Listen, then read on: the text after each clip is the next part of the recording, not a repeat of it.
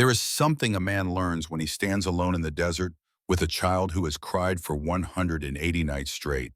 The answer is not about strength. It is about knowing when to surrender and when to fight. The cabin stood alone against the endless sky 20 miles north of Prescott, Arizona, where the wind cut through dry grass and the distant lowing of hungry cattle was the only sound for hours. This was the edge of civilization, the place where maps ended and survival began. Caleb Hawkins had built this place with his own hands 12 years ago, back when he still believed the world rewarded hard work, back when Eleanor was alive, back when the future stretched out before them like the open prairie full of promise and possibility. Now the floorboards creaked under his boots at 3 in the morning. Again, the 180th night in a row. Little Rose was crying, she always cried, as if she knew her mother was never coming back. As if she could feel the emptiness that had swallowed this house whole. Caleb stood on the porch in the darkness, his 2-year-old daughter pressed against his chest, her small body shaking with sobs that seemed too big for such a tiny creature. The October wind bit at his face, carrying the smell of dust and sage and something else, something like despair. He had not slept more than 2 hours at a stretch in 6 months. His eyes had sunk deep into their sockets, ringed with shadows that no amount of rest could erase. His beard had grown wild and unkempt because he could not find the time or the will to shave. His clothes hung loose on a frame that had once been strong and proud. He was 34 years old. He felt like he was dying. Rose hiccuped against his shoulder, her crying finally beginning to quiet into exhausted whimpers. Caleb swayed gently, a motion that had become automatic, a rhythm he performed a dozen times each night without thinking. The stars wheeled overhead, indifferent to his suffering. The same stars that had watched Eleanor take her last breath in that bedroom behind him.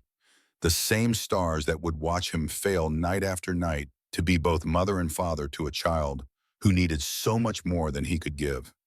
6 months. 47 people had come and gone. Not one of them had stayed. And Caleb Hawkins was running out of hope. The memory came to him unbidden, as it did every night when the darkness pressed close and the crying finally stopped. 6 months earlier, in March of 1886, when the world was different, when everything was different, Eleanor lay in their bed, her skin pale as winter snow. Not the terrible purple that some fevers bring, just pale and fading, like a candle burning down to its final inch. She had been sick for only 3 days, but those 3 days had aged her a decade. The vibrant woman who had insisted on coming west, despite her family's objections, who had built this ranch beside him with nothing but determination and love, was disappearing before his eyes. Caleb held her hand, his rough rancher's fingers gentle around her delicate wrist. He could feel her pulse weak and thready, like a bird's heartbeat. The baby, barely 1-year-old, slept in the crib across the room, unaware that her world was ending. Eleanor's eyes opened one last time. They were the same blue as the Arizona sky, the blue that had captured his heart the first time he saw her in that Boston parlor 8 years ago. But now they were clouded, distant, already looking at something he could not see. Her voice came out as a whisper, barely audible above the sound of her labored breathing. "Find her." Caleb leaned closer, his pulse quickening. "What, my love, find who? The Apache woman. The one who saved me on the Santa Fe Trail. Find Winona for Rose."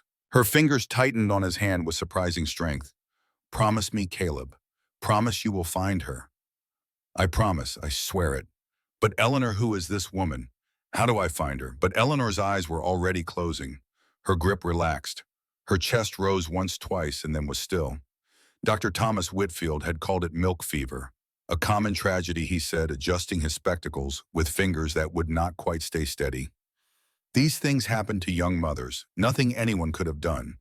He had packed his bag quickly that day, not meeting Caleb's eyes. 2 days later, the doctor left town entirely. Moved to California, or so people said. Caleb had tried to honor Eleanor's final wish.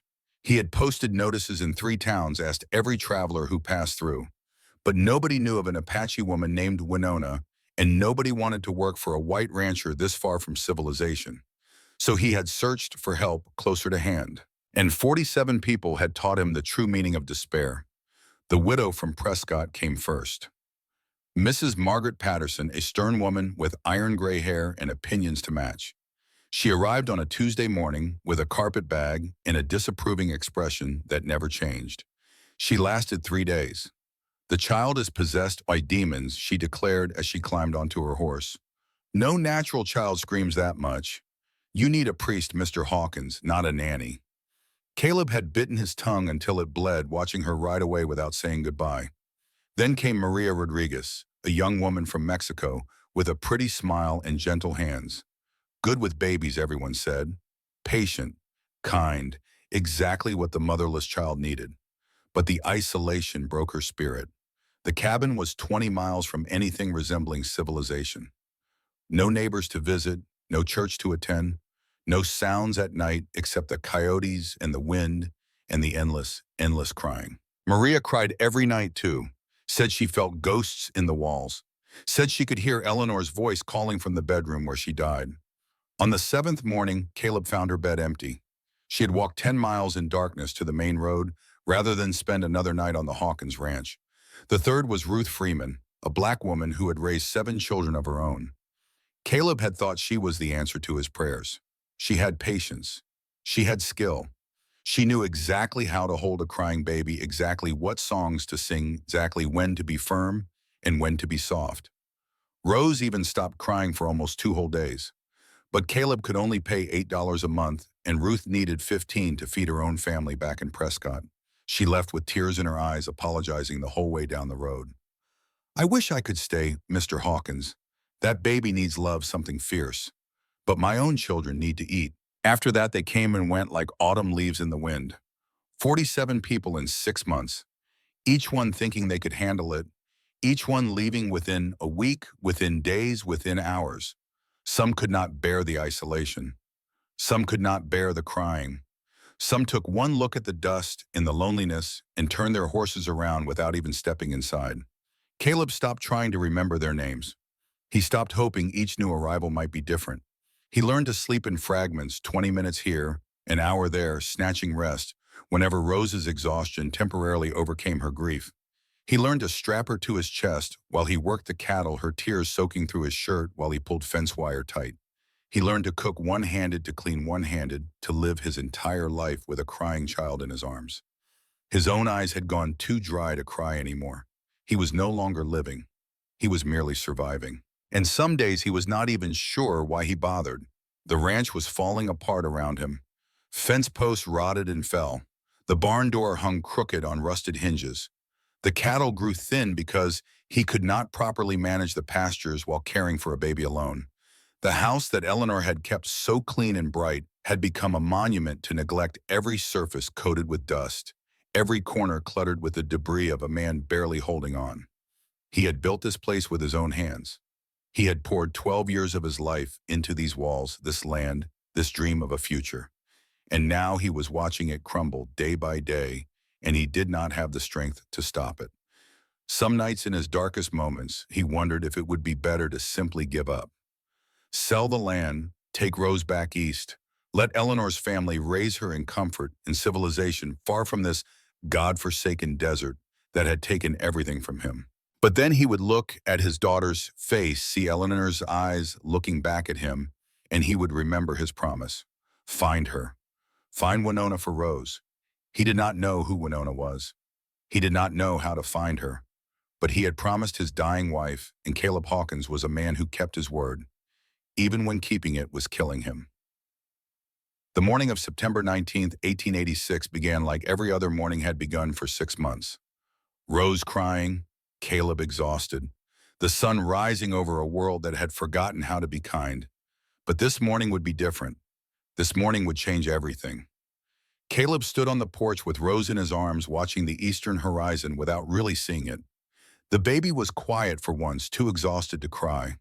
Her small body felt limp against his chest, her breathing shallow and ragged from hours of sobbing. He was not thinking about anything. He was not hoping for anything. He was simply existing in the space between one breath and the next, waiting for nothing, expecting nothing. That was when he saw it, a shape against the rising light, a rider coming slowly across the flat desert plain. Caleb's hand moved instinctively to the Colt revolver on his hip. Nobody came this far without reason, and reasons out here were rarely good. Bandits, rustlers, land speculators with bad intentions. He had learned to be wary of strangers. The rider drew closer, and details emerged from the morning haze. A woman, long black hair tied back from her face. Clothes made from animal hide decorated with patterns Caleb recognized as Apache. She rode an Appaloosa, a spotted horse moving with easy grace, as if it had traveled 1,000 miles and could travel 1,000 more. The woman sat straight in the saddle, her posture speaking of confidence and capability. Her eyes were fixed forward. No hesitation, no fear. She stopped her horse 10 feet from the porch, close enough for Caleb to see the weathering on her face, the lines around her eyes that spoke of hardship, then calm certainty in her expression that spoke of something deeper. She was perhaps 27 years old, but her eyes held the weight of someone who had seen far more than her years should allow. For a long moment, neither of them moved, neither spoke. The only sound was the wind and the creak of saddle leather and Rose's exhausted breathing. Then the woman spoke.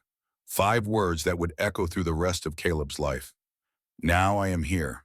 Her voice was clear and steady, each word precise, as if she had rehearsed this moment, as if she had always known she would say these exact words on this exact morning. Caleb felt his breath catch in his chest like someone had reached inside him and squeezed. His voice came out rough, suspicious. Who are you? What do you want? My name is Winona Redhawk. I heard about a man raising a child alone, a child who needs someone. I think you need someone too.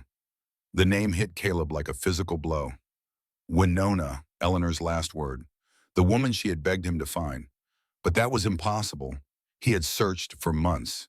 He had asked everyone. No one had known this name. You heard from who?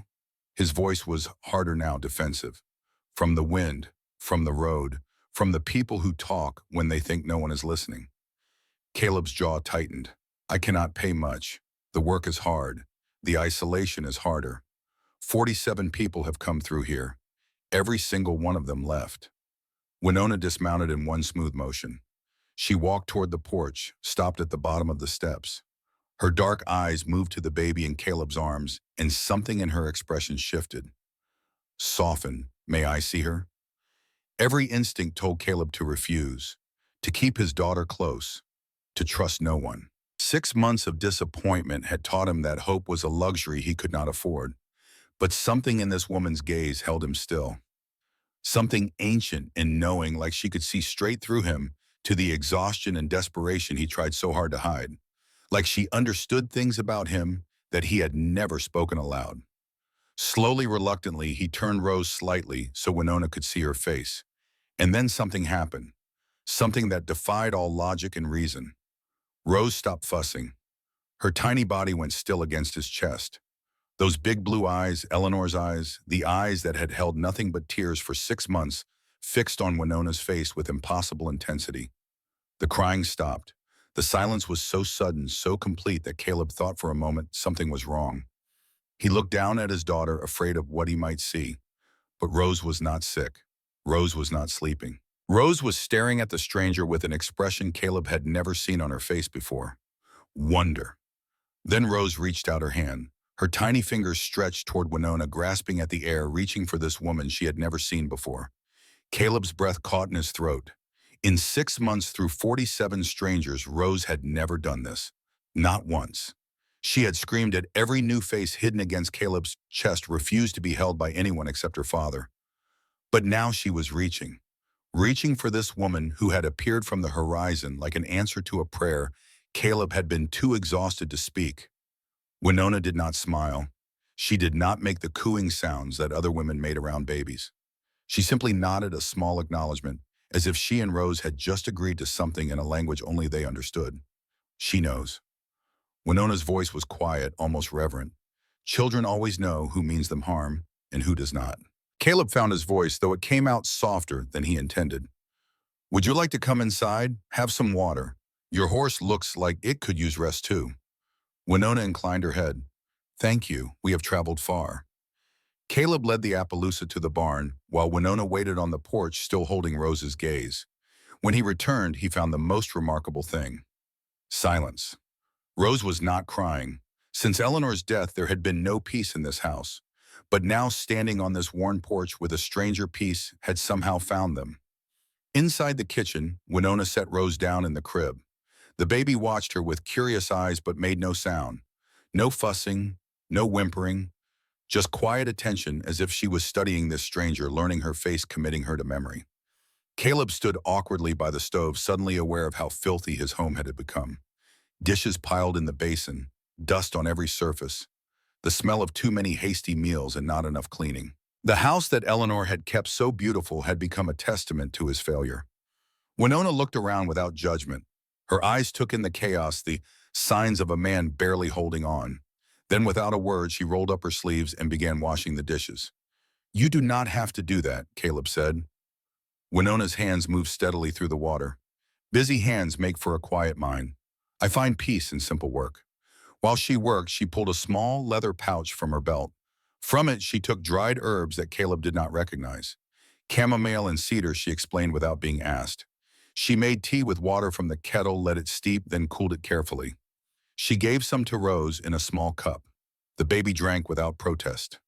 Caleb stared in disbelief. 47 people had tried to get Rose to eat, to drink, to do anything without a fight. Each one had failed. 47 people, Caleb said, his voice hollow. Not one of them could get her to drink anything without a fight. Winona looked at him with those dark, knowing eyes. Because they tried to force her. Children feel the truth beneath words. When you fight them, they fight back. When you offer peace, they accept it. Caleb laughed. Actually laughed. Since the darkness began, he had forgotten what amusement felt like. The sound was foreign in his throat, like he had forgotten how to make it. "I have been avoiding those dishes for 5 days," he admitted. "You did it in 5 minutes." Winona's lips curved in the smallest smile. "Good strategy. Wait long enough, perhaps they wash themselves." The dry humor caught Caleb off guard. He laughed again, and this time it felt a little more natural. As the day wore on, Caleb found his attention drawn to Winona again and again. Every task she performed seemed effortless, each gesture purposeful. And Rose followed her with those blue eyes, calm and content, in a way Caleb had almost forgotten was possible.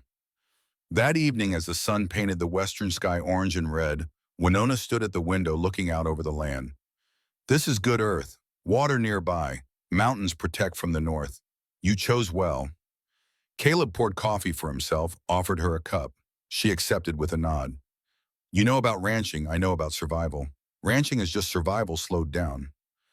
"Do you have family?" Caleb asked, then immediately regretted the question.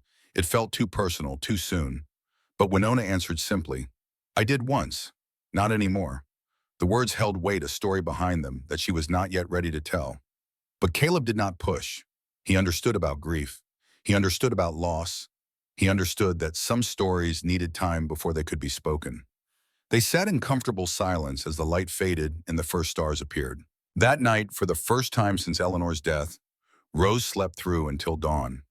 Caleb lay awake in his room, unable to sleep despite his exhaustion. The silence felt strange, unnatural. He kept waiting for the crying to start, for the familiar pattern to reassert itself. But the house stayed quiet. He found himself thinking about Eleanor, about her last words. Find her. Find Winona for Rose. Had she known? Somehow impossibly had his dying wife known that this woman would come. Had she seen something in those final moments? Some glimpse of the future that she wanted to ensure would happen. Unable to sleep, Caleb walked to the old trunk in the corner of his room. He had not opened it since the funeral. He could not bear to touch what remained of Eleanor, the physical proof that she was truly gone. But something pulled him there tonight. Some instinct he could not name. He lifted the lid. The smell of lavender and dust rose up, so achingly familiar that it brought tears to his eyes. Eleanor's wedding dress lay folded on top, white silk yellowed slightly with age. A lock of her hair tied with ribbon. A pressed flower from their first anniversary. And beneath it all, her journal. Caleb's hands trembled as he opened it. He flipped through pages of her handwriting, her thoughts, her dreams. Shopping lists and recipe notes mixed with observations about the weather, the cattle, the slow passage of seasons on the frontier. Then he found it. The entry dated March 15th, 1884. 2 years before her death. 2 years before Rose was born. Today I should have died. Lost in the blizzard on the Santa Fe Trail near Flagstaff. Horse threw me and ran. I could feel the cold taking me, taking everything. My fingers were numb, my eyes were closing. I thought of Caleb, wondered if he would ever know what happened to me. Then she appeared. An Apache woman, young but with eyes that held ancient wisdom. She built a fire, wrapped me in furs, stayed with me through the night. Her name was Winona Redhawk. She saved my life, and the life of the child I carry inside me, though neither of us knew then if the baby would survive the cold. She asked for nothing. When I woke, she was gone. Only a white feather remained. Caleb, if you ever read this, find her. She is the only one I trust with our daughter. Caleb read the words 3 times, his pulse hammering against his ribs. His hands shook so badly he nearly dropped the journal. Eleanor had known Winona. Winona had saved Eleanor's life. And somehow 2 years later, Eleanor had known in her dying moments that this woman would be the one to save their daughter. The coincidence was impossible. The timing was impossible. Everything about this was impossible. And yet here he was holding proof that the impossible was true. He walked out of the cabin, found Winona sitting by the corral, looking up at the stars as if she had been waiting for him, as if she knew this moment would come. You knew my wife. It was not a question. Winona did not turn. I saved her 2 winters ago near Flagstaff. She was carrying Rose then, though neither of us knew if the baby would survive the cold. Why did you not tell me? Now she looked at him, starlight reflecting in her dark eyes. Because I did not come here to collect a debt. I came because the child needs me, and because you needed to choose me for the right reasons, not because you owed me something. Caleb stood in silence, processing, trying to understand what this meant. His throat felt tight with emotions he could not name. Eleanor told me to find you. Those were her last words. Find the woman who saved me, for Rose. Winona nodded slowly, then she guided me here. Even after death, she guided me to you. They stood together under the vast Arizona sky, 2 strangers bound by a promise made by a dying woman. The weight that had been crushing Caleb's chest began since the darkness claimed Eleanor to ease for the first time. He was not completely alone anymore.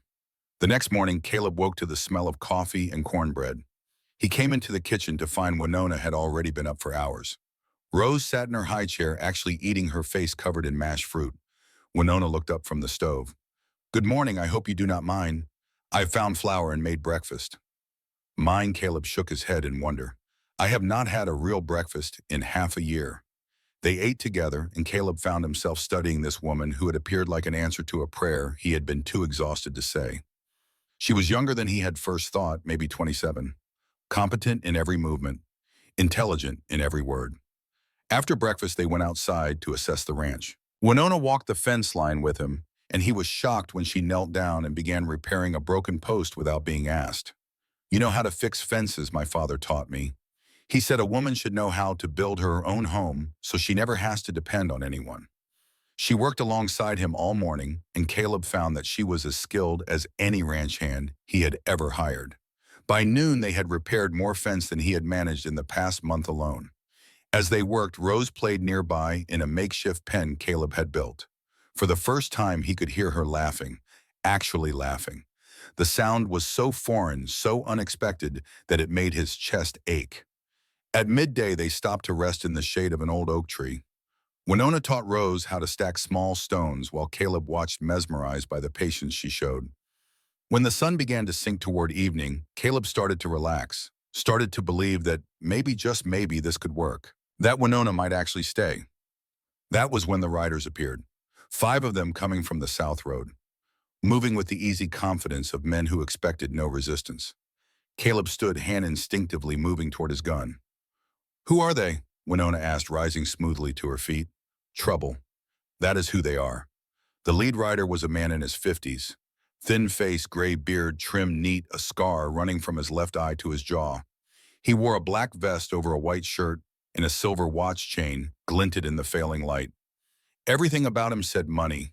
Everything about him said danger. Marcus Crane. Caleb recognized him from descriptions from whispered warnings in the Prescott saloon. This was the man who had bought up half the territory, the man nobody dared refuse. Crane stopped his horse 20 feet from where they stood. His eyes moved slowly across the ranch, taking inventory. Calculating value. Mr. Hawkins. His voice was smooth, pleasant, the voice of a man who rarely needed to raise it. I sent you an offer last year for this land, 3 times in fact. You never responded. Caleb kept his voice level. The response was pretty clear. Not interested. Crane smiled. It did not reach his eyes. His gaze shifted to Winona, then to Rose playing nearby. I see you have a new helper, an Apache woman. That is not going to sit well with your neighbors, Hawkins. People talk. They get ideas. Things happen to men who invite savages into their homes. Caleb felt his grip tighten on his gun belt, but he kept his voice steady. I do not have neighbors close enough to care. Crane's smile widened cold as a winter wind. You are wrong about that, Mr. Hawkins. I am your neighbor. I own everything around this land, every inch of dirt for 50 miles, except for this one small piece, your piece. Caleb's jaw set. And you want it. I want to complete the territory. I will pay you $5,000. That is generous money for a widower raising a child alone, not selling. Crane's expression did not change, but something shifted in his eyes, something dangerous. Then his gaze fell on Rose, the small blonde child in the pink dress playing with stones nearby. For a moment, just a moment, his face changed. The hardness softened. Something like pain flickered across his features. How old is she? His voice was different now. Quieter. 2. Caleb answered wary. Crane nodded slowly. My daughter was 2 when the Comanche killed her. And my wife. He spoke as if discussing the weather. 15 years ago, I swore then that I would never let any Indian take from me again. I would take from them first. It was a glimpse behind the mask.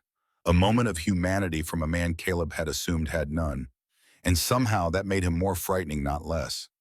This was not simple greed. This was grief twisted into something monstrous. Crane shook his head slightly, as if brushing away an unwanted memory. The hardness returned.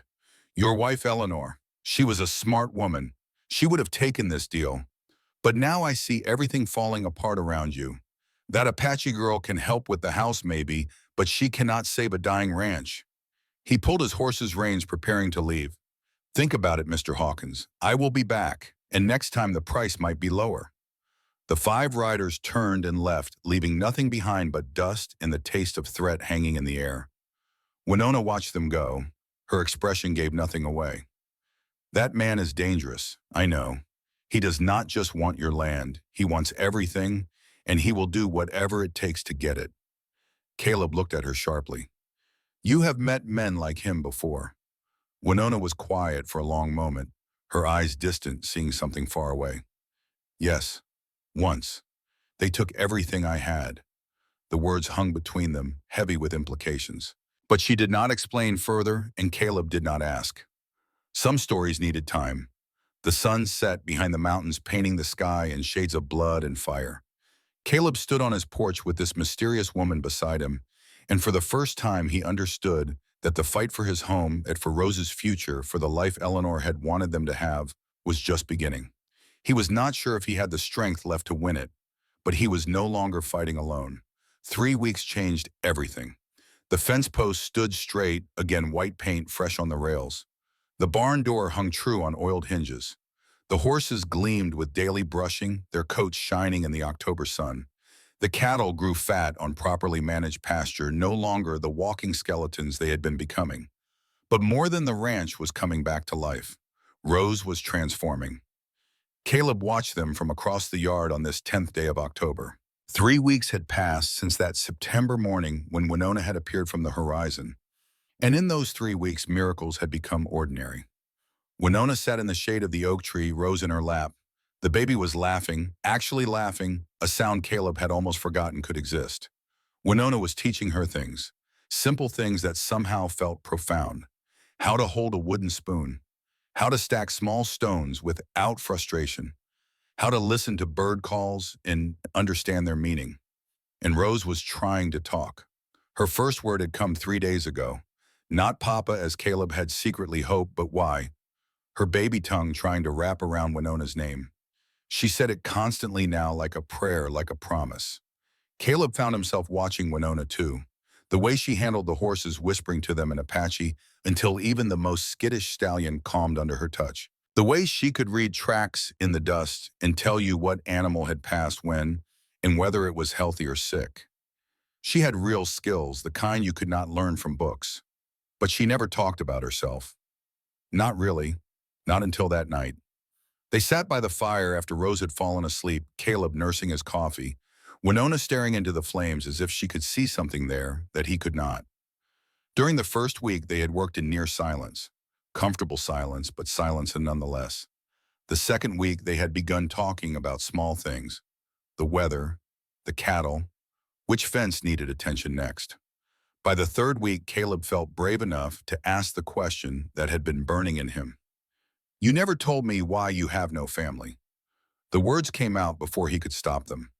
He half expected her to stand up and walk away.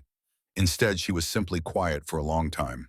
When she spoke, her voice was flat, controlled, like she was describing something that had happened to someone else. "I had a family once. A village. Canyon Desa in the New Mexico territory near the Arizona border. My mother Kaya made the best corn cakes in the territory. My father Kuruk could track a deer through solid rock. My younger brother Samuel, the white men called him Shadow Walker. He followed me everywhere I went." She paused. The fire crackled, sending sparks into the darkness. Caleb did not speak, barely breathed, afraid any sound would stop her. "2 years ago, men came to our village. White men with guns and torches. They said we were on land that belonged to them now.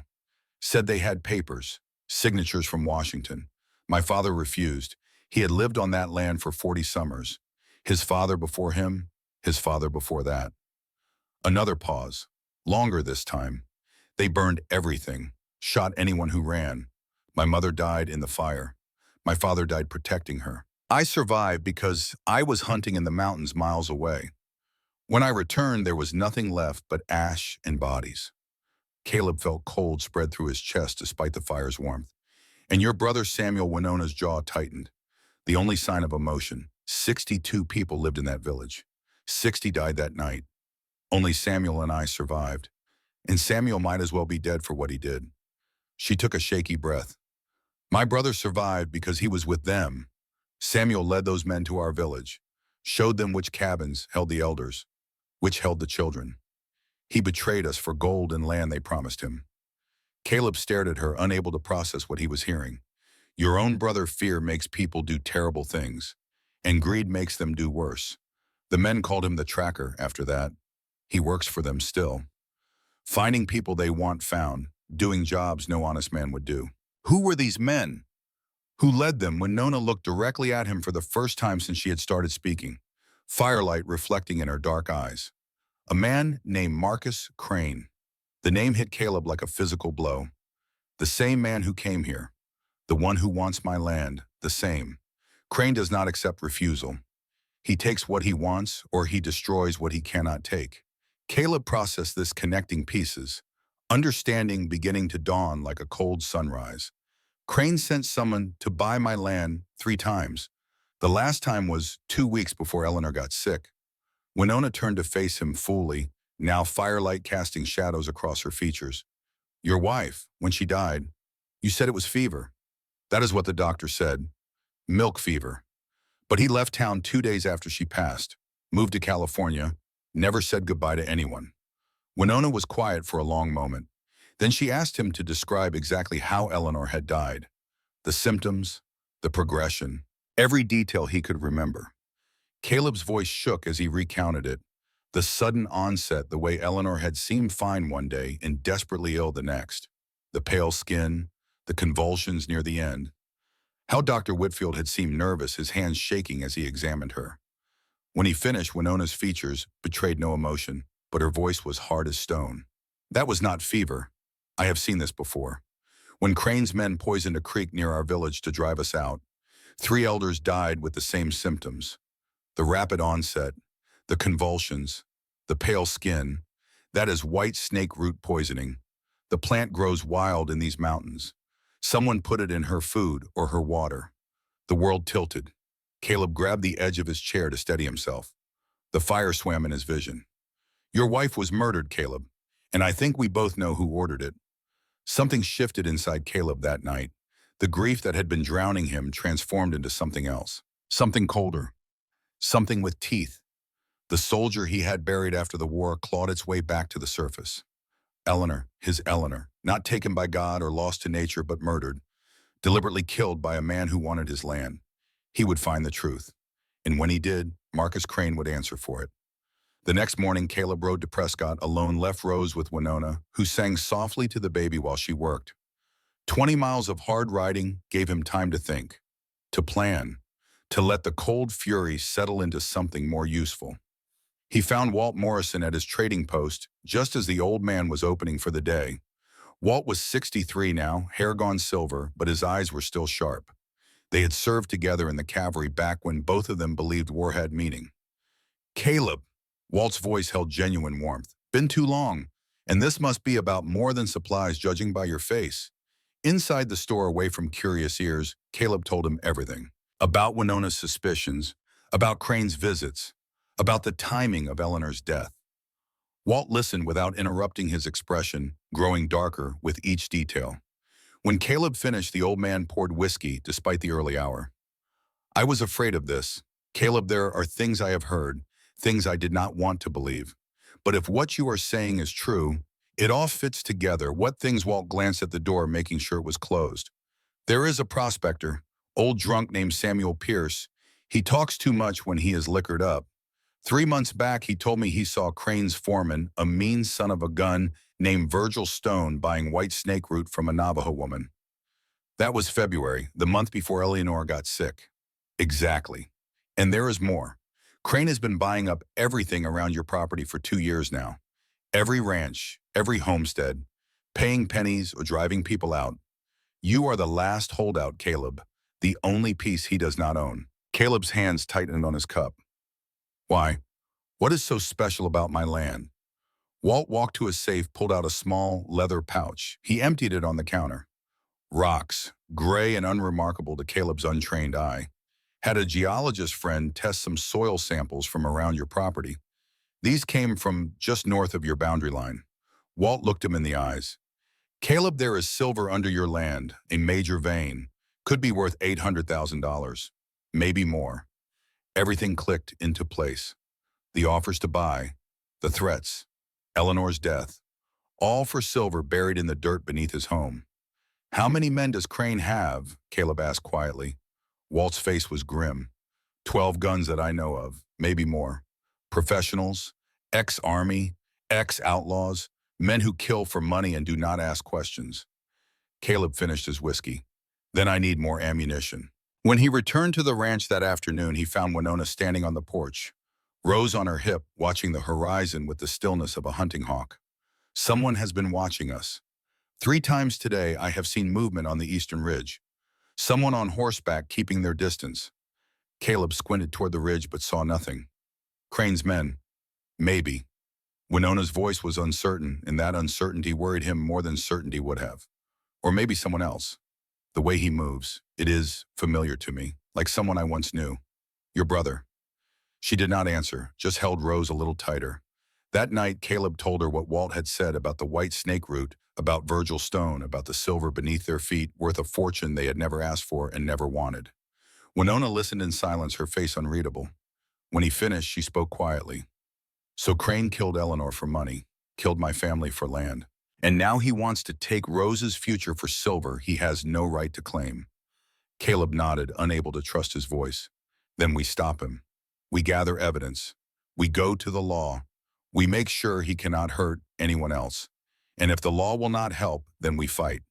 But we try the right way first. For Rose. So she grows up knowing her father chose justice over revenge. Caleb looked at this woman, this stranger who had become so much more than a stranger in just 3 weeks. She understood something he had almost forgotten. That how you won mattered as much as whether you won. That the kind of man Rose's father was would shape the kind of woman she became. He nodded slowly. The right way first. For Rose. Winona's lips curved in the smallest smile. Good. Now we make plans. They sat together by the fire, plotting and planning, while Rose slept peacefully in the next room. Outside, the stars wheeled overhead, indifferent to human suffering and human hope. But inside, something was changing. Caleb Hawkins was no longer a broken man waiting to fail. He was a father protecting his daughter, a man seeking justice for his murdered wife. And beside him stood a woman who had lost everything and refused to be destroyed. Together, they would face whatever came next. Over the next 2 weeks, they made careful plans. They would take Rose to town, leave her with Walt where she would be safe. Then they would gather everyone who had been wronged by Crane, build a case, go to Judge Henry Caldwell, the one honest judge in the territory. But Crane was watching too, and he had plans of his own. On the 16th of October, they packed for the trip to Prescott. Rose's things in a small bag, documents Caleb would need, the journal entry where Eleanor mentioned Winona, anything that could help prove their case. They left at dawn, three of them on two horses. The morning was beautiful, cool and clear, with the mountains painted gold by the rising sun. 4 hours into the ride, Winona raised her hand, the signal to stop. "What is it?" Caleb asked quietly. She was listening, her head tilted slightly to one side. Her eyes were closed, all her concentration focused on sounds Caleb could not hear. Horses, at least 4, maybe more, hidden in the rocks ahead. Waiting. An ambush. "Can we go around?" Winona studied the terrain with a tracker's eye. The main trail wound through a narrow passage between two rocky outcroppings. Perfect terrain for an ambush. Anyone waiting there would have the high ground and clear lines of fire. The canyon to the south, narrow and dangerous but possible. My people used it sometimes when the main trails were watched. They turned their horses and headed south, moving as quickly as the rough terrain would allow. Rose had woken now, her blue eyes wide with confusion, but Winona sang softly to her, and the child remained quiet. Sungra Canyon. The walls rose high on either side, red stone that caught the early morning light and seemed to glow like fire. Barely enough room for two horses side by side. Caleb did not like it. Too easy to get trapped. But they had no choice. They entered the canyon, single file, Winona leading with Rose, Caleb following close behind with his rifle ready. The walls closed in around them, blocking out the sky until only a thin strip of blue remained visible far above. The silence was oppressive. Every hoofbeat echoed off the stone. Every breath seemed too loud. They were halfway through when the shooting started. Gunfire erupted from above. Men on the canyon rim, 6 or more, firing down at them. Bullets ricocheted off stone, sparks flying in the shadows. Caleb grabbed the reins of Winona's horse, pulled both animals forward deeper into the canyon, where the walls provided some cover from the angle of fire above. "How many?" he shouted over the gunfire. 6, Winona called back. She was already off her horse. Rose clutched protectively against her chest with one arm, while her free hand reached for her bow. Maybe more. Caleb found shelter behind a boulder and returned fire with his Winchester. The sound was deafening in the narrow space. He saw one man fall, then another, but they were pinned down, trapped between high walls and enemy fire. Then something unexpected happened. From the opposite rim, new gunfire erupted. Someone shooting at the ambushers from behind. 2 more men dropped before they understood what was happening. The remaining shooters scattered, retreated, disappeared into the rocks. Caleb and Winona waited, hearts pounding, guns raised, unsure what this new development meant. A figure appeared on the rim above them, an Apache man, a face painted with traditional markings, a rifle in his hands. Winona stared up at him, and Caleb saw something he had never seen on her face before. Shock, recognition, pain. Samuel, her brother, the one who had betrayed their village, the one who was called the Tracker. He looked down at them for a long moment, his expression unreadable in the morning light. Then, without a word, he vanished back into the wilderness. Why? Caleb asked, still trying to process what had just happened. Why would he save us? Winona shook her head slowly. I do not know, but I intend to find out. They pushed forward faster now, knowing that Crane already knew their plan, knowing that time was running out. They reached Prescott as the sun began to set. The town looked different in the evening light, shadows stretching long across the main street windows, glowing warm with lamplight. Walt Morrison's trading post was exactly where they had left it. The old man came out when he heard them, his face breaking into a smile that faded when he saw their expressions. What happened, ambush? Caleb's voice was short. 4 hours out. Someone knew we were coming. Inside, they explained while Walt held Rose. The baby had fallen asleep against his shoulder, exhausted from fear in the long ride. You can trust me, Caleb, the old man said quietly. I will protect her with my life, I know. That is why we are here. They left Rose sleeping in a small room behind the store, Clara watching over her. Clara had been helper number 15, the young woman who had fled in fear. But she had come back shamefaced and determined, wanting to make amends. Caleb and Winona spent the night planning their next move. They would see Judge Caldwell first thing in the morning. present their evidence, ask for an arrest warrant. But fate had other plans. Caleb woke before dawn to the smell of smoke. Not campfire smoke, not cook fire smoke, building fire smoke. He was running before he was fully awake, Winona right behind him. The front of the trading post was an inferno. Flames consumed wood and memory with equal hunger. The heat drove them back before they could even get close. And in the street nailed to a post, a body hung. Walter Morrison. His chest was carved with a single letter. C for Crane. Caleb's scream tore through the dawn. He tried to run forward to reach his friend, but the heat was impossible. Flames roared and crackled, sending sparks spiraling into the lightning sky. Winona grabbed his arm and pulled him back toward the building. Rose. One word. Everything. They crashed through the back door into smoke and chaos. The flames had not reached this far yet, but they would soon. Clara lay unconscious on the floor, a cloth over her face. The sickly, sweet smell told Caleb everything. Chloroform. "Where is Rose?" he shouted, shaking Clara awake. The girl's eyes fluttered open, filled with tears and terror. "They took her. 3 men. I tried to fight, but they put something over my face and I could not. I am sorry. I am so sorry." Caleb felt his world collapse. Not Rose, not his daughter, not the last piece of Eleanor he had left. Winona was already searching the room, reading signs that others could not see. 8 horses. She moved to the window, studying the ground outside despite the chaos. Left heading north 3 hours ago, maybe 4. One of the horses is carrying an extra weight. That will be Rose with whoever is holding her. Is she alive? She is alive. They need her alive to control you. Crane is many things, but he is not stupid. He knows a dead child gives him no leverage. Caleb found a note nailed to the wall written in elegant script. "Bring the land deed to Devil's Backbone. Come alone by sunset, October 18th, or the child dies. MC." His hand shook so badly he nearly dropped the paper. 30 hours. They had 30 hours to save his daughter. The note says, "Come alone." Winona looked at him with eyes like black fire. "Crane expects you to follow his rules. That is why we will not." She knelt by the unconscious Clara, checking her breathing. The girl would live, though she would wake with a headache and shame she did not deserve. "They have Rose," Caleb said, his voice breaking. "They have my daughter. Then we get her back." Winona stood, her face set with grim determination. "We have 2 days. We can reach Devil's Backbone by tomorrow night if we ride hard. And I know that country.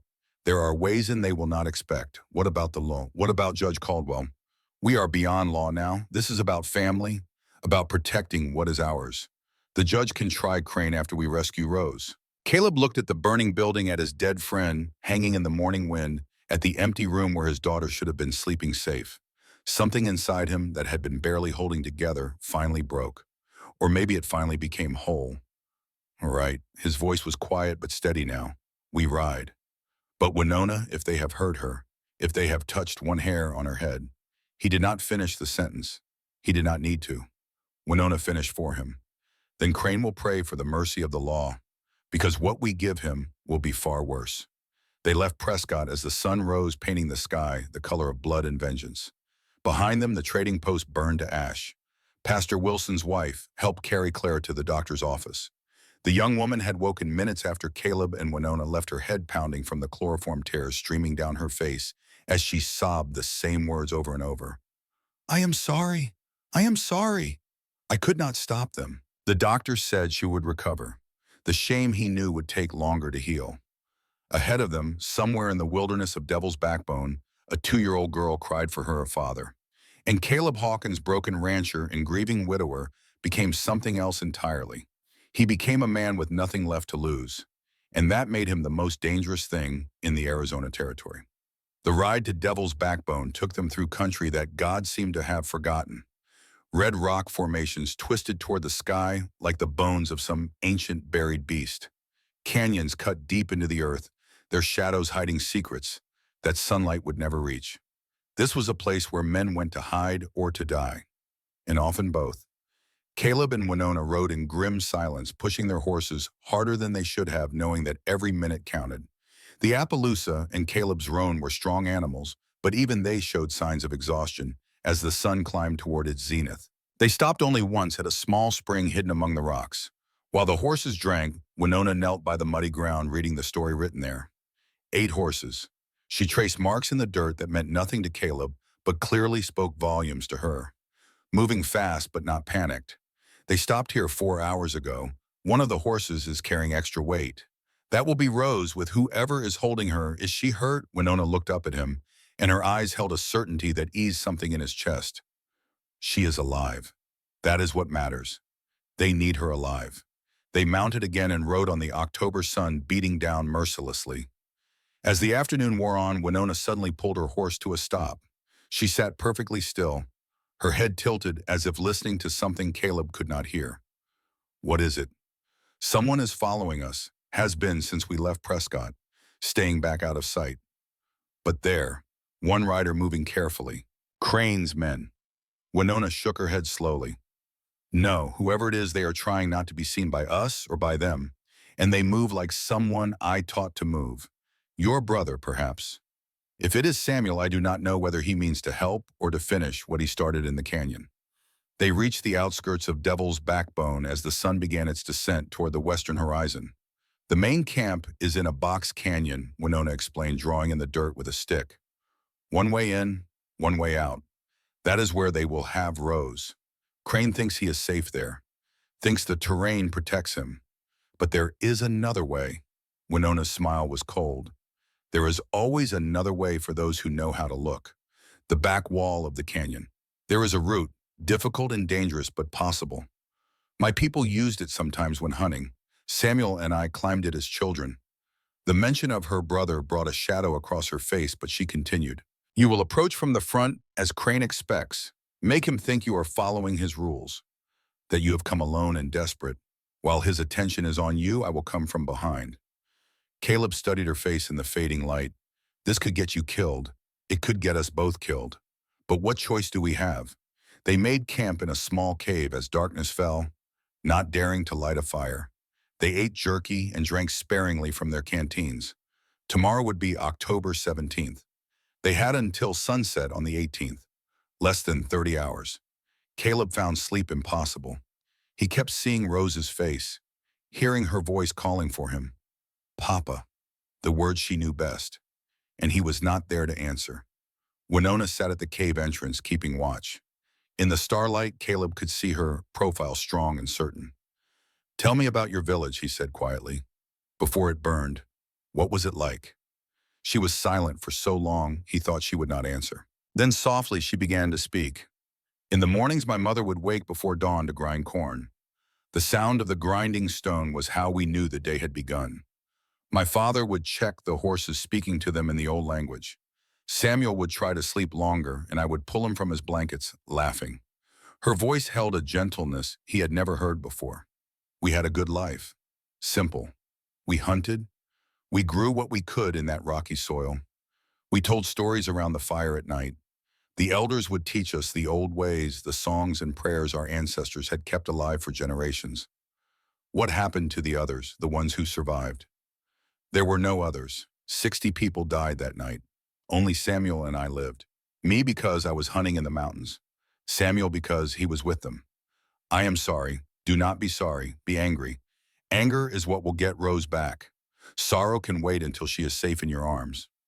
Caleb moved to sit beside her at the cave entrance. Together they watched the stars wheel slowly overhead, each lost in thoughts of those they had lost and those they still might save. Just before dawn, Winona touched his arm. Someone comes. Caleb's hand went to his gun, but Winona shook her head. Just one. Moving openly, not trying to hide. They waited tense and ready as a figure emerged from the darkness. An Apache man. Taller than Winona, but with the same high cheekbones, the same dark eyes. He carried a rifle, but held it loosely. Non-threatening. Samuel. Winona breathed his name like a curse and a prayer combined. Her brother stopped 20 feet away. For a long moment, the siblings stared at each other across a distance measured in more than feet. Sister. Samuel's voice was rough, like he had not spoken in days. I knew you would come. You saved us in the canyon. Winona's voice was hard. Why Samuel's face was difficult to read in the pre-dawn gloom. Because I have made many wrong choices. I thought perhaps I could make one right one. You led them to our village, to our family. Mother and father are dead because of you. I know. Samuel's voice cracked with emotion. I know what I did. I live with it every day. The gold crane promised. I spent it all on whiskey, trying to forget. The land. I never received it. He lied, and I was too much a fool to see it until too late. So now you want redemption? Winona's voice was sharp as broken glass. Samuel shook his head slowly. What I did cannot be redeemed, but I can help you save that child. And maybe when you kill Crane, I can know that some justice exists in this world. Why should we trust you? Because I have nothing left to lose. Because I am already dead inside. And because Samuel's voice broke slightly. Because I saw you with that child and that man, and I remembered what our mother looked like when she held us. I remembered what family meant before I destroyed ours. The silence stretched between them, heavy with history and pain. Finally, Winona spoke. If you betray us again, brother, I will kill you myself. I would expect nothing less, sister. As dawn broke over Devil's Backbone, three figures made their way through the rocks. Caleb approached from the front as planned. Winona began the dangerous climb up the back wall of the canyon. And somewhere in the shadows, Samuel moved into position. A ghost seeking redemption he knew he would never truly find. Caleb rode slowly down the main trail at noon, making no attempt to hide. He wanted them to see him coming, wanted them to think he was broken, desperate following orders. In his saddlebag rolled tight was the deed to his land. Every acre Eleanor and he had built together, every inch of soil that held her memory and Rose's future. He had brought it as ordered, but he had no intention of handing it over. Voices called out from the camp as he approached. Guns were raised. Men moved to intercept. Caleb stopped 50 yards from the entrance, hands visible, empty. I am here. His voice carried clear across the still air. I brought what you wanted. Now give me my daughter. Movement in the camp, a figure emerging from the central cabin. Marcus Crane. He looked exactly as he had at the ranch, silver watch chain catching the sun, that cold smile spreading across his scarred face. Mr. Hawkins, his voice was smooth as silk. I am pleased you could be reasonable. Crane walked forward, flanked by two gunmen. Behind him, Caleb could see more men. Too many. Even with Winona and Samuel, the odds were terrible. Where is Rose? Caleb demanded. Show me she is alive. Crane nodded to one of his men.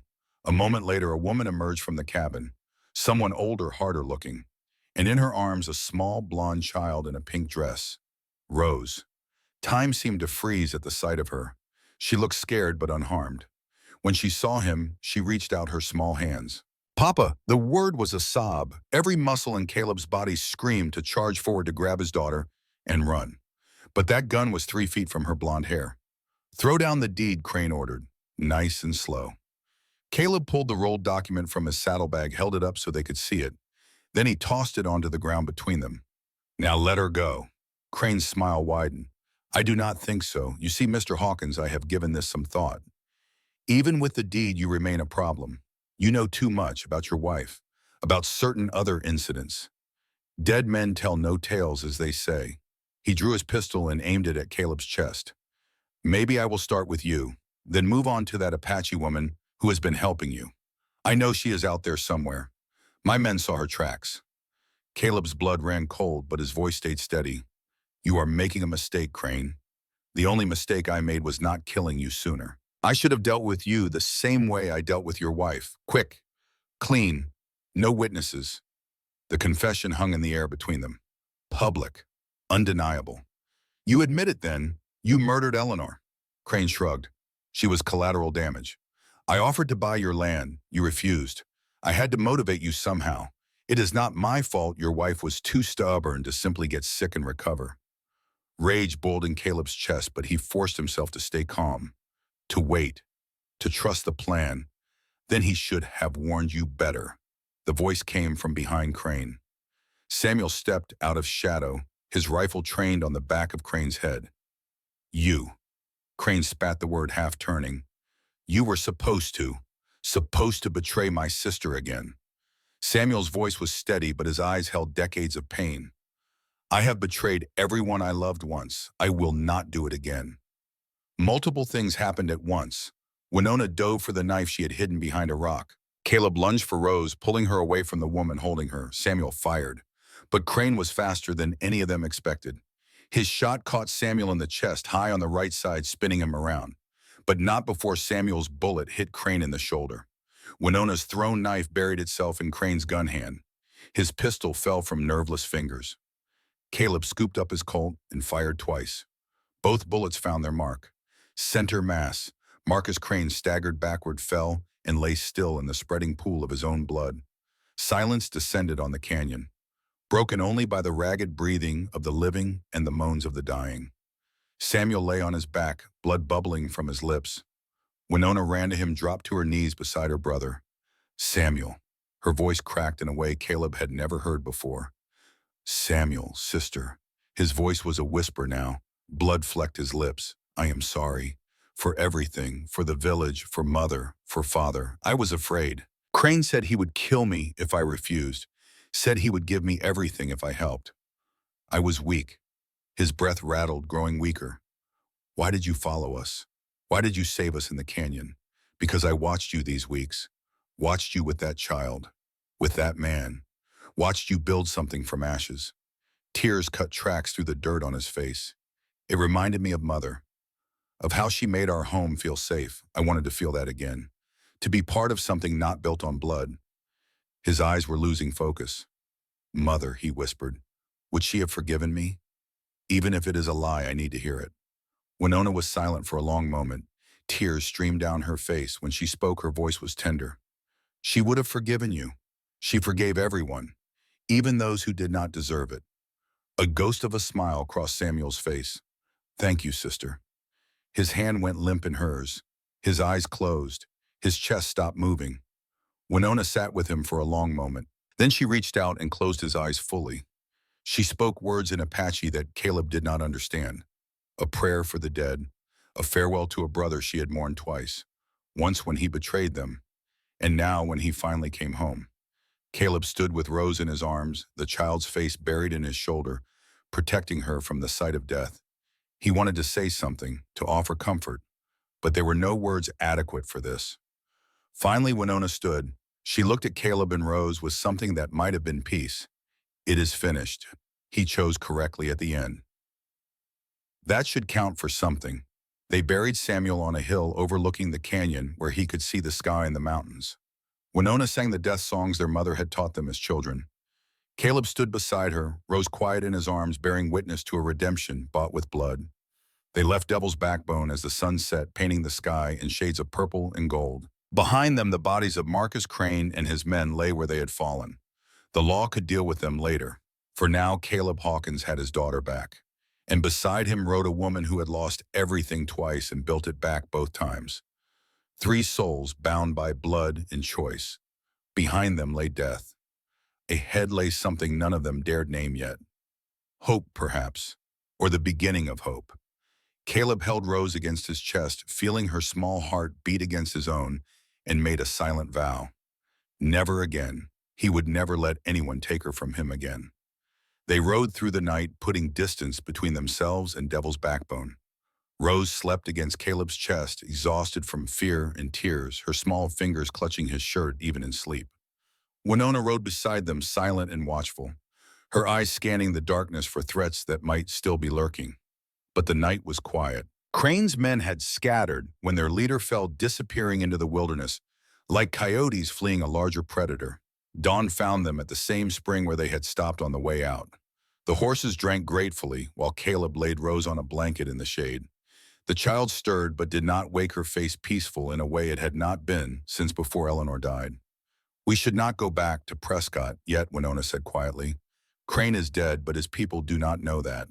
They may still be watching. Where then there is a mission, San Miguel, half a day's ride southwest. Father Joseph Brennan runs it. He is a good man. We can rest there. Send word to Judge Caldwell. Let the law handle what comes next.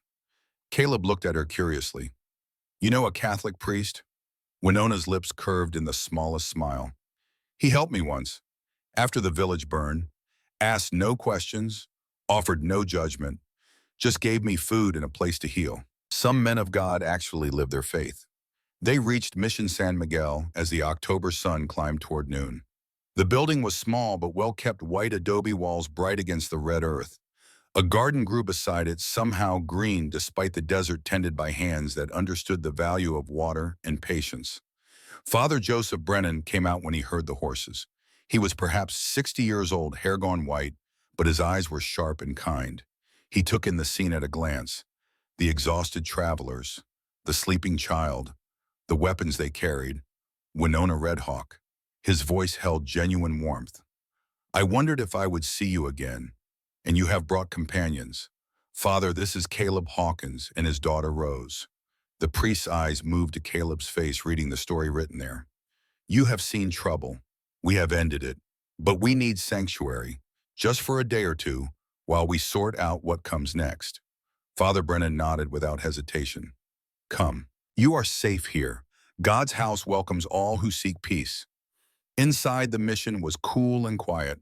The priest showed them to small rooms where they could rest. He brought water for washing food that was simple but good. He asked no questions, offered no sermons, just gave them space to breathe. That afternoon, while Rose napped and Winona cleaned their weapons, Caleb sat with Father Brennan in the garden. Tell me what happened, the priest said gently. Not the details, just enough that I understand how to help. So Caleb told him about Eleanor's death, about Crane's greed, about the confrontation at Devil's Backbone. When he finished, the priest was quiet for a long time. You killed him. It was not a question. Yes, and how do you feel about that? Caleb considered the question honestly. I do not feel guilty, if that is what you are asking. Crane murdered my wife, kidnapped my daughter, killed Winona's family. The world is better without him. Perhaps. The priest chose his words carefully. But revenge and justice are not the same thing. One heals, the other poisons. Which do you think you have chosen? I did not go there for revenge. I went to save my daughter. Crane's death was just what had to happen for Rose to live. Father Brennan smiled slightly. Then you have chosen correctly. You protected an innocent life. That is not revenge. That is righteousness. But Caleb, what comes next matters just as much. How you live now, how you raise that child, whether you let this darkness follow you or leave it in that canyon. What should I do? The priest gestured toward where Winona sat on a bench teaching Rose a hand game. The child was laughing, the sound like water in the desert. You have already started. That woman. She has known terrible loss. You have known terrible loss. Together you are building something new. Do not let the dead define you. Let the living inspire you. That evening, Father Brennan sent a rider to Prescott with messages. One to Judge Henry Caldwell explaining what had happened and where Crane's body could be found. Another to Sheriff Coleman asking him to gather witnesses for a formal inquiry. A third to the citizens of Prescott, inviting any who had grievances against Crane to come forward. The law will want its say, the priest explained. Better to invite it than to have it come looking. Will they arrest me? Caleb asked. For what? Defending your child, stopping a murderer. Father Brennan shook his head. Judge Caldwell is an honest man. He knows Crane's reputation. No, I think you will find the law on your side this time. But we must do this properly, for Rose's sake, so that no shadow hangs over her future. 3 days later, they rode back to Prescott, not sneaking in under cover of darkness, but openly in daylight, with Father Brennan riding beside them. The priest's presence was a statement. These people have done nothing to hide. The town had changed in the week they had been gone. News of Crane's death had spread like wildfire. Some of his hired guns had fled. Others had been arrested. Virgil Stone, wounded but alive, had been found and was being held in the jail. And the people were talking. In Sarah Chen's restaurant, in the saloon, in the trading posts and homes. People were sharing stories about land Crane had stolen, about threats he had made, about mysterious deaths that had happened too conveniently. When Caleb, Winona, and Rose rode down Main Street, people came out to watch. But there was no hostility in their faces. Instead, Caleb saw something else. Respect, gratitude, relief. Sarah Chen was the first to approach. She came out of her restaurant, wiping her hands on her apron, and walked straight up to Caleb's horse. Mr. Hawkins! Her voice was clear, loud enough for others to hear. Thank you. Crane tried to buy my restaurant last year. When I refused, my supplies stopped coming. My windows got broken. I was ready to give up and leave. But now I can stay. You do not need to thank me, Caleb said uncomfortably. But we do, another voice called out. Old Ben Hutchkins, a rancher who had lost half his land to Crane's schemes. We all do. That man was a cancer on this territory. You cut it out. More people gathered. Clara, tears streaming down her face, apologizing over and over for not protecting Rose better. Pastor Wilson's wife shamefaced about her earlier judgment. Merchants and ranchers and simple folk who had all suffered under Crane's greed. If you need anything, Sarah Chen said, anything at all, you come to me. Free meals for you and your family for as long as you need. Family. The word hung in the air. Caleb glanced at Winona and found her looking back at him with an expression he could not quite read. Judge Henry Caldwell held the inquiry on October 25th in the largest room Prescott had, the meeting hall above the general store. Every seat was filled. People lined the walls craning to see. The judge was 68 years old, silver-haired and stern-faced, but his eyes were intelligent and fair. He called the proceeding to order with sharp raps of his gavel. This inquiry is to determine the facts surrounding the deaths of Marcus Crane and his associates on October 17, 1886. Mr. Hawkins, you are not on trial here, but I need to understand what happened and why. Caleb told his story calmly, factually, leaving nothing out. When he got to the part about Eleanor's death, the room went deathly silent. Judge Caldwell turned to the sheriff. Do we have Virgil Stone available to testify? We do, Your Honor. He has been singing like a canary, hoping for leniency. Bring him in. Virgil Stone was brought up in chains, his shoulder bandaged where Samuel's bullet had struck him. He looked smaller than Caleb remembered, diminished by defeat and fear. Mr. Stone, the judge's voice was cold as iron. I am told you have information about the death of Eleanor Hawkins. Virgil glanced around the packed room, at all the faces watching him. He swallowed hard. Yeah, his voice was hoarse. I got information, but I want a deal first. You will get what you deserve, nothing more. Now speak or I will charge you as an accomplice to murder. Virgil's shoulders slumped. Right. Crane wanted Hawkins' land. There is silver under it, worth maybe $1 million. But Hawkins would not sell. So Crane, he told me to make it happen. Make what happen. Make Hawkins desperate enough to sell. We tried scaring off his help, but that was not working fast enough. So Crane said we needed to remove the wife. The room erupted in angry murmurs. Judge Caldwell banged his gavel for silence. Continue. Virgil took a shaky breath. Crane had me buy white snake root from a Navajo woman. Paid her $50 for a pouch of it. Then he paid Dr. Thomas Whitfield $200 to put it in Mrs. Hawkins' medicine. Told him it was just to make her sick so Hawkins would be too busy to resist. But Whitfield gave her too much. She died. You murdered her. Caleb's voice was quiet from his seat. All of you, for money. Virgil could not meet his eyes. I did not know she would die. I swear I did not. But you did it anyway. Judge Caldwell's voice was like iron. You poisoned an innocent woman to profit a greedy man. What happened to Dr. Whitfield? He shot himself 2 months ago in California, left a note confessing everything. I got a copy if you want it, Sheriff Coleman spoke up. We have confirmed that, Your Honor. Whitfield's body was found in San Francisco with a suicide note detailing his role in Mrs. Hawkins' death. The judge turned to Caleb. Mr. Hawkins, I am deeply sorry for your loss, and I want you to know that the law failed you. Had we investigated properly, your wife's murderer would have faced justice in this courtroom. Not in a canyon, he paused, letting that sink in. On behalf of the territory of Arizona, I apologize for this failure. Your wife deserved justice.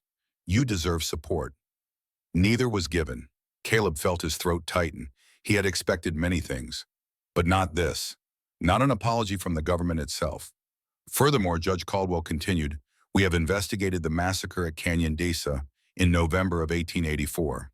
Miss Redhawk, your testimony about the destruction of your village has been corroborated by multiple sources. We have evidence that Marcus Crane orchestrated that attack using hired mercenaries to murder 60 people and claim their land illegally. Winona's hand found Caleb's. He squeezed it gently.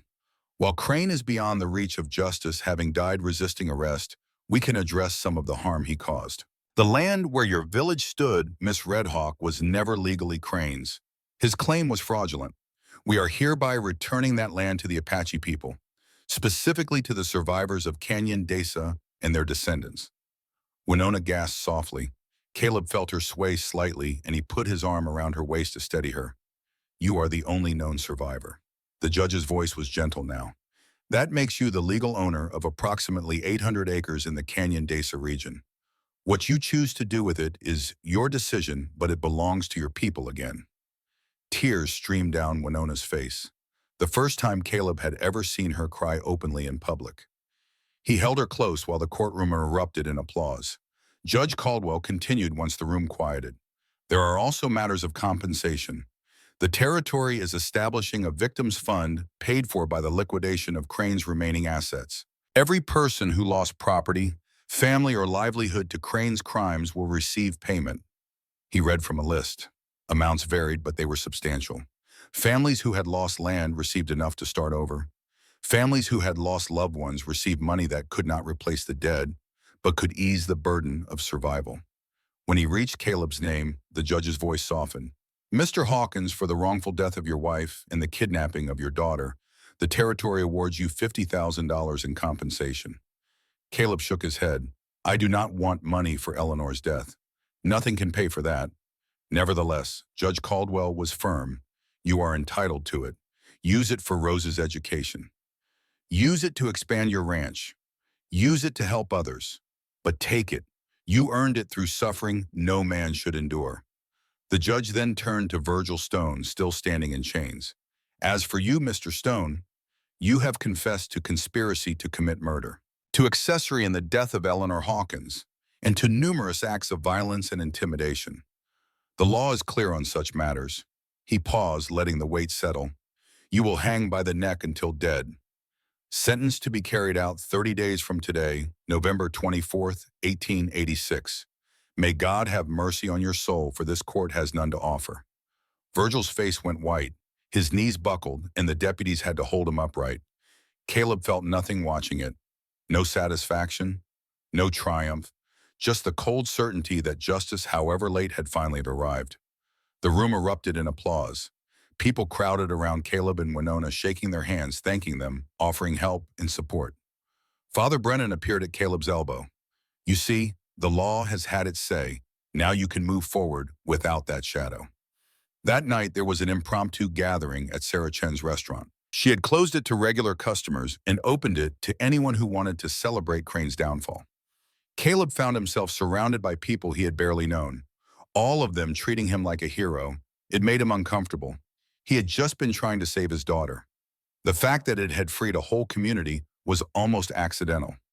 Winona sat in a corner with Rose teaching her to count using small stones. The child's laughter rang out clear and pure, and Caleb thought about how close he had come to never hearing that sound again. Mr. Hawkins, a voice said beside him. He turned to find Judge Caldwell standing there, a glass of whiskey in his hand. Your Honor, I wanted to tell you something I could not say in the inquiry. What is that what you did? Going after Crane alone? Taking justice into your own hands? That was dangerous. It could have ended badly. You could have died, and your daughter could have been lost forever, I know. But it did not end badly. No, it did not. The judge nodded slowly.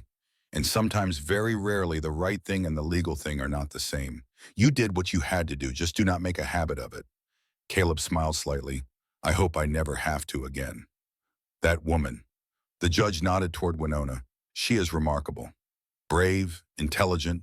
Her testimony about her village, about her brother, that took courage. She is stronger than anyone I have ever met. Then hold on to her.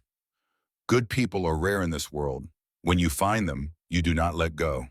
They returned to the ranch on October 28th under skies so blue they seemed unreal after all the darkness. Caleb saw his land with new eyes as they approached. The fence posts he and Winona had repaired together. The barn where they had worked side by side. The house where Eleanor had died and where Rose had been reborn into laughter. Home. It was still home, and it always would be. They settled back into a rhythm over the following weeks. Caleb worked the cattle and repaired what winter would soon test. Winona tended the garden she had started planting herbs that would survive the cold months. Rose grew stronger every day, her vocabulary expanding beyond just papa and we to include horse and bird and moor and sky. One morning in early November, Caleb rode to Prescott alone. He found Walt Morrison's grave in the small cemetery behind the church, marked only by a wooden cross that would rot within a year. That was not right. Walt deserved better. Caleb ordered a headstone from the stone cutter. Granite, built to last. The inscription took him an hour to compose, writing and rewriting until he had it right. Walter Morrison, 1823 to 1886. Loyal friend, brave soldier, honest man. He stood when others ran. When the stone was set 2 weeks later, Caleb returned with a bottle of whiskey. He poured half on the grave, drank the other half himself, and told his old friend about Winona, about Rose's laughter, about the future Walt would never see but had died helping to make possible. It was not enough. It would never be enough. But it was what he could give.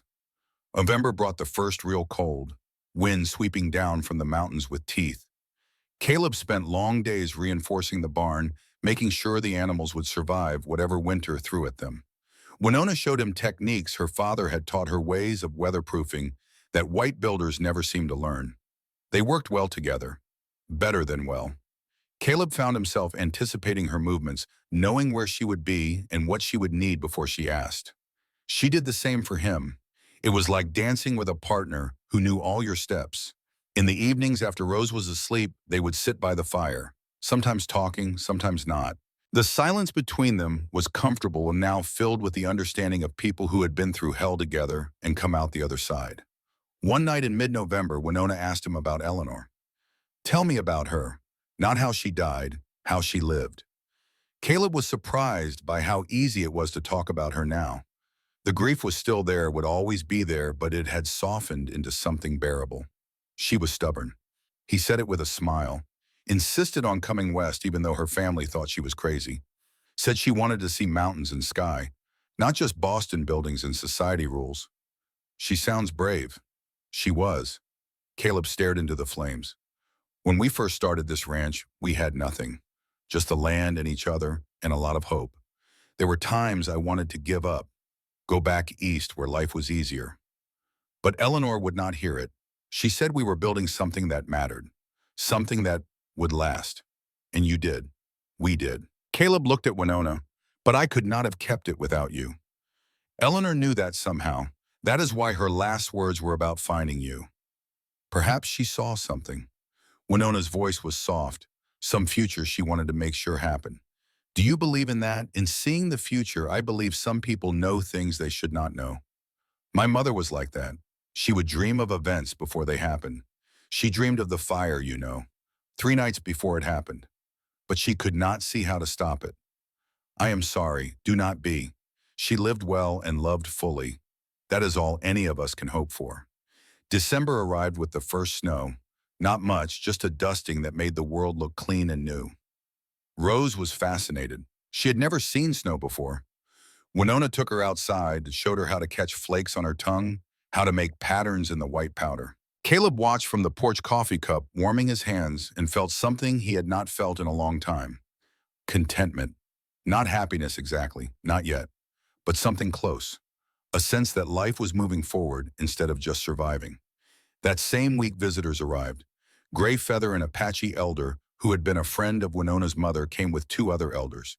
They had heard about the memorial Winona planned and wanted to help. They brought with them the names of others who had died in similar massacres at other villages in other years. Hundreds of names, thousands. "We will need a big memorial," one of the elders said, "big enough to hold all this grief." "Then we will build a big one," Caleb replied. The design took shape over the following weeks, a circular stone wall representing the eternal nature of memory, inside a central fire pit that would burn perpetually. Around the wall, carved stones for each name, and in the center, a sculpture, an eagle in flight, representing freedom and the spirits of the dead. Construction would begin in the fall after the summer heat passed. In February, Caleb rode to Prescott to finalize the sale of mining rights to the silver beneath his land. $600,000 paid over 3 years, more money than he had ever imagined, more than enough to secure Rose's future 10 times over. On the way home, he stopped at the jeweler, bought a ring, simple silver with a turquoise stone, made by the same craftsman who had created the eagle feather necklace he had given Winona months before.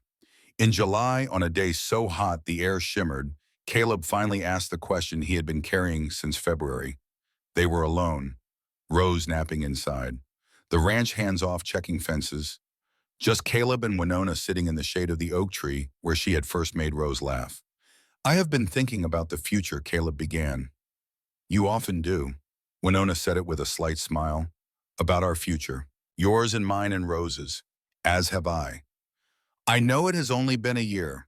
I know some people will say it is too soon. But Winona, I do not want to wait anymore. I do not want to pretend we are just partners in raising Rose when we are so much more than that. He pulled out the ring. I am not asking you to replace Eleanor. No one could. But I am asking you to build something new with me. To be my wife. To be Rose's mother. To be my partner in every way for the rest of our lives. Winona looked at the ring, then at him. Her eyes were bright with unshed tears. I lost everything once. Her voice was quiet. My family, my home, my entire world.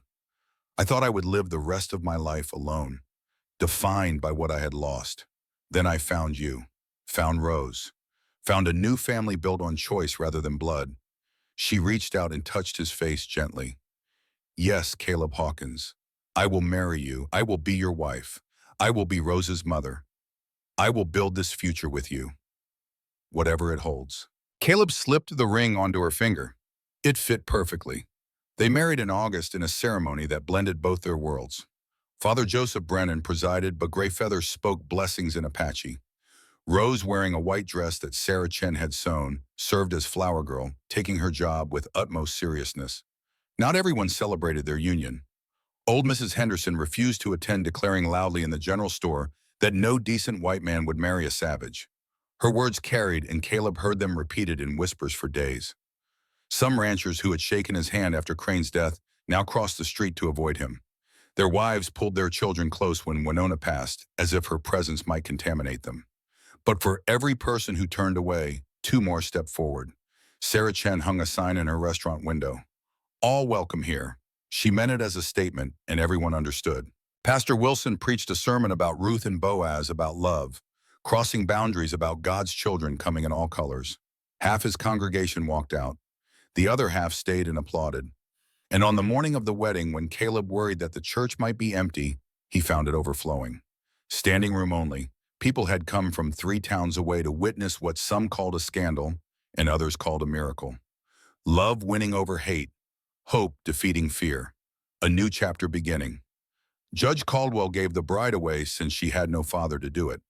As he walked Winona down the aisle, he whispered something that made her smile. What did he say? Caleb asked later.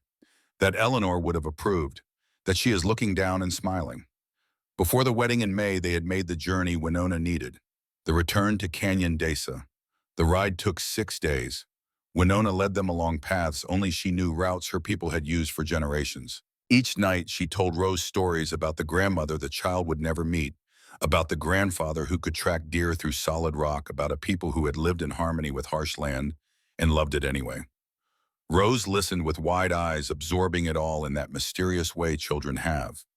When they finally reached Canyon Desa, Caleb understood why Winona's people had chosen this place.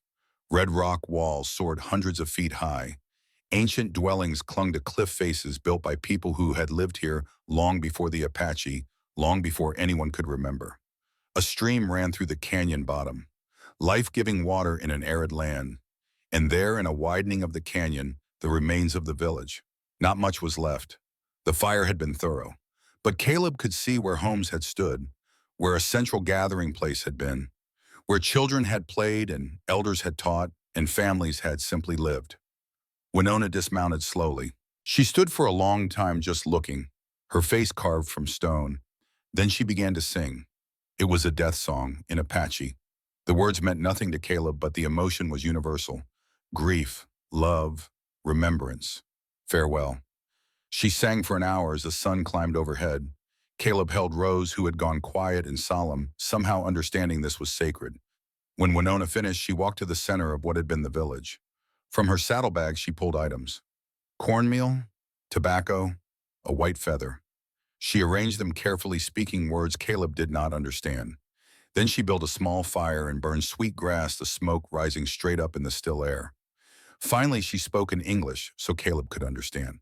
Mother, father, brothers and sisters, aunts and uncles, children who never grew old. I am here. I have not forgotten.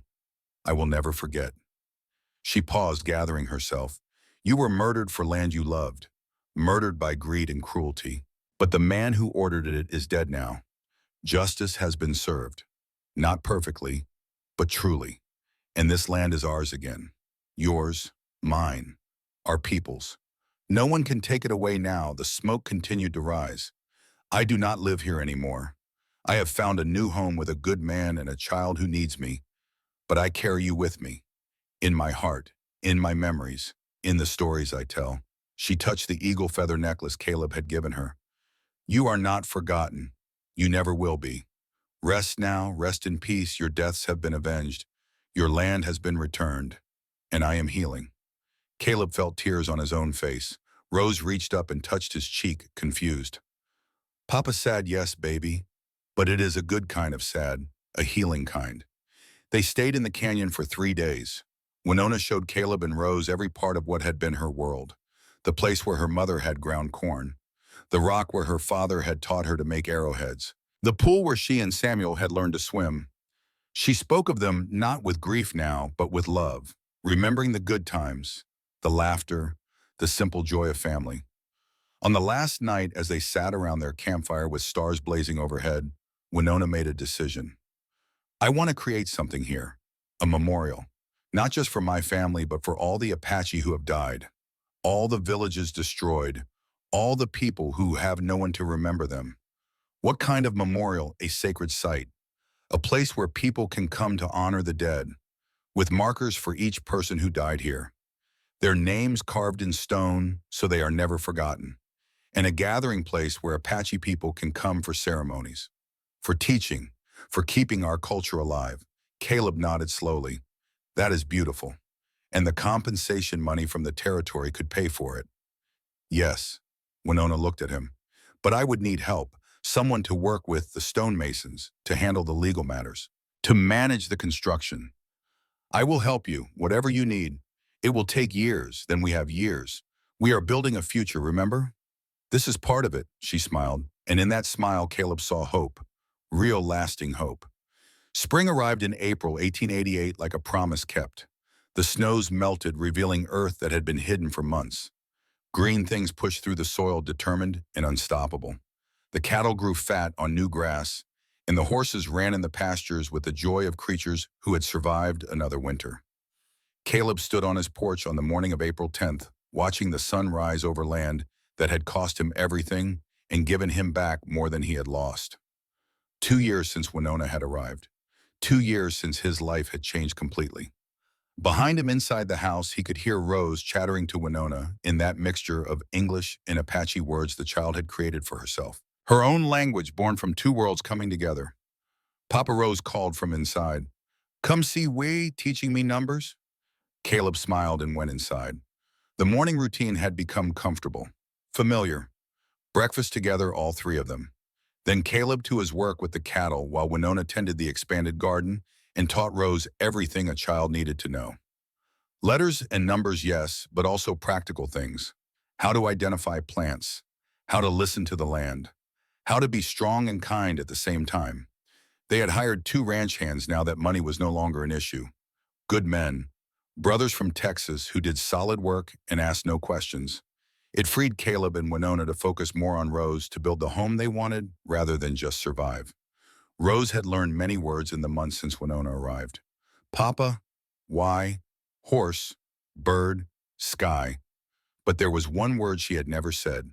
One word that seemed to catch in her throat every time. The word that belonged to the woman she would never remember. The word for mother. Caleb had noticed.